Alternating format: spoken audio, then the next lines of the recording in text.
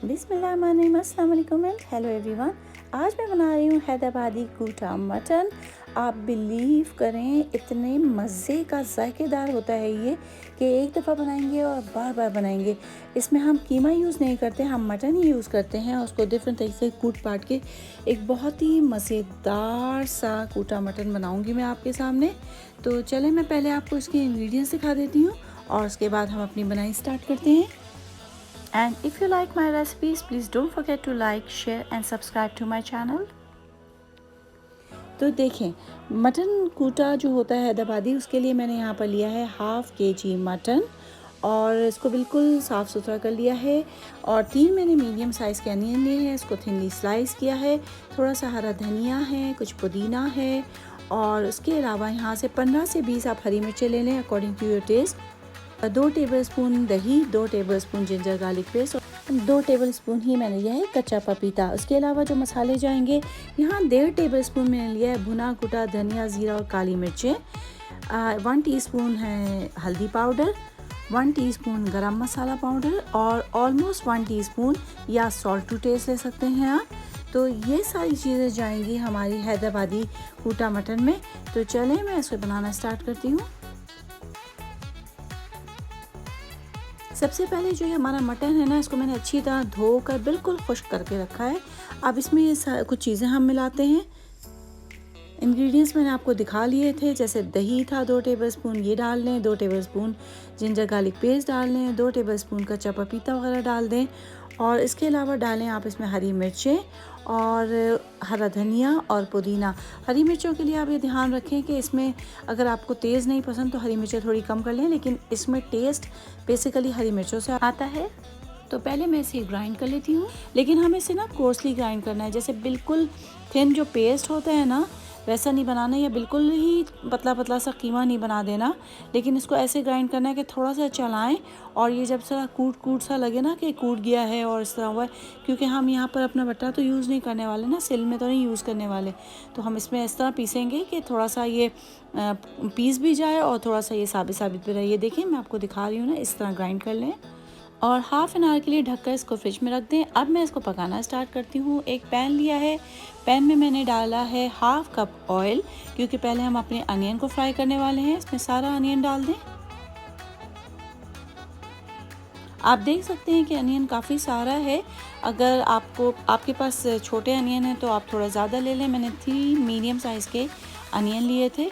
यहाँ पर medium size भी थोड़ा बड़ा सही होता है, लेकिन इतना अनियन चाहिए जो आपको नज़र आ रहा है, बस इतना सा हो। ऑलमोस्ट आई थिंक ये 250 ग्राम होगा। तो अब हमें इसे फ्राई करना है। तो जब ये इस कलर का हो जाए ना, थोड़ा सा खूबसूरत सा गोल्डन सा, तो आप इसे निकाल लें एक पेपर टॉवल पे और फिर इसे साइड पे रख दें। और अब जो हमारी मैरिनेटेड गोश्त है ना, उसे निकालें फिर से और इसी ऑयल में जिसमें हमने अनियन फ्राई किया था उसमें डालकर इसको पकाना स्टार्ट करें। अच्छा, हमें इस पे ये करना है कि अच्छी तरह इसको भूनना है, क्योंकि इसकी भुनाई से जो खुशबू आएगी ना, इसमें टेस्ट बेसिकली उससे डेवलप हो जाएगा। आपको याद होगा कि जब हमने इसे ग्राइंड किया था, कोर्सली ग्राइंड किया था, तो अपने पाउडर मसाले नहीं मिलाए थे। तो इस टाइम पे ये भी मिला लें पहले और इसको अच्छी तरह भूनना स्टार्ट करें।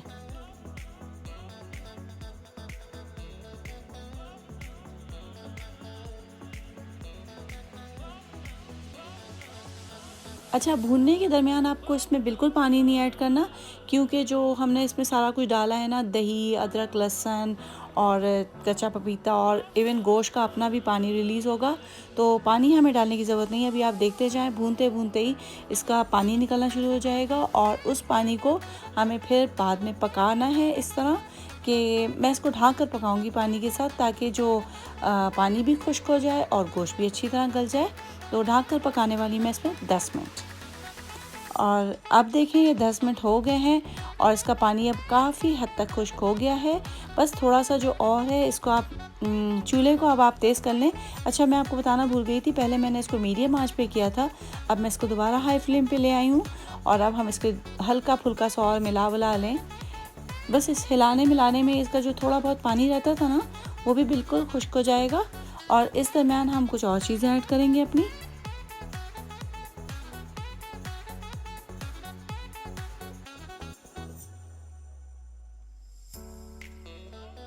अब आप देख सकते हैं कि थोड़ा सा ऑयल बाहर आ गया है, पानी बिल्कुल खुश्क हो गया है।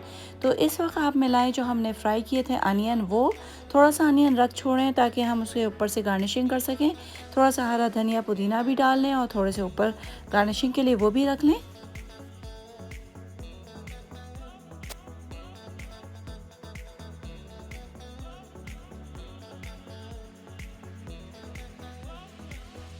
चलें, सब कुछ डालने के बाद इसको फिर से थोड़ा सा हिला मिला लें।